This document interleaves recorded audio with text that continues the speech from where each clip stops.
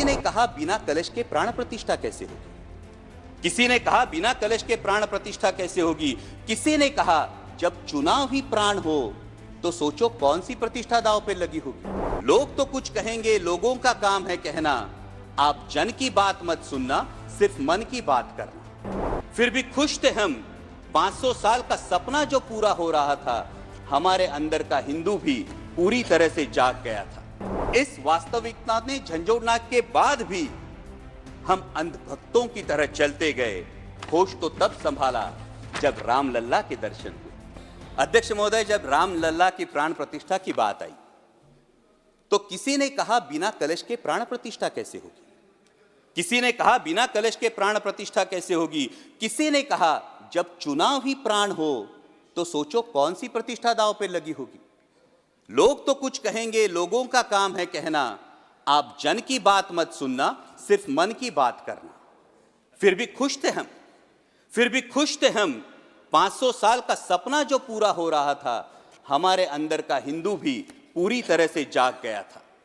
तो चल पड़े अयोध्या की ओर, रामलल्ला की दर्शन की आस लगाए। चल पड़े अयोध्या की ओर, रामलल्ला के दर्शन की आस लगाए। जो सामने नजारा देखा वो देखकर दंग रह गए। वो 3 मंजिलें, 400 खंबे, 32 सीढ़ियां, जय श्री राम का नारा लगाते हुए हम सीढ़ियां चढ़ने लगे। रामलल्ला से क्या गुहार लगाए ये सोचने लगे। पहली सीढ़ी पर याद आई महंगाई, पहली सीढ़ी पर याद आई महंगाई, दूसरी पर देश में बढ़ती बेरोजगारी, तीसरी पर पत्रकारिता की चरण चुंबकता, चौथी पर सेंट्रल एजेंसीज की संदिग्ध भूमिका। हर सीढ़ी पर कुछ न कुछ याद आ रहा था, हर सीढ़ी पर कुछ न कुछ याद आ रहा था। कहीं 15 लाख का जुमला, कहीं किसानों का आक्रोश था, कहीं महिला कुश्तीगिरों की वेदना थी, कहीं सालाना 2 करोड़ रोजगारों का वादा था, कहीं बढ़ती सांप्रदायिकता थी, तो कहीं चुनिंदा पूंजीपतियों पर मेहरबान हमारी सरकार का चेहरा था। इस वास्तविकता ने झंझोड़ने के बाद भी हम अंधभक्तों की तरह चलते गए। होश तो तब संभाला जब रामलल्ला के दर्शन हुए।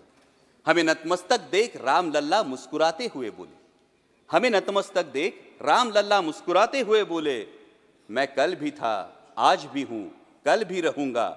जितना इस मंदिर में हूं उतना ही तुम्हारे मन में रहूंगा। लेकिन याद रखना हमेशा मैंने त्रेता युग में रामराज जलाया था, तुम कलियुग में जीते हो जहां संविधान ने गणराज जलाया है। धर्म समाज का किनारा जरूर है, धर्म समाज का किनारा जरूर है, लेकिन देश एक बहती धारा है। किनारे को धारा के बीच में लाया तो प्रवाह अड़ जाता है, प्रगति के पथ से हट जाता है। इसलिए धर्म का ठेकेदार नहीं, पहरेदार बनना चाहिए। इसलिए धर्म का ठेकेदार नहीं, पहरेदार बनना चाहिए।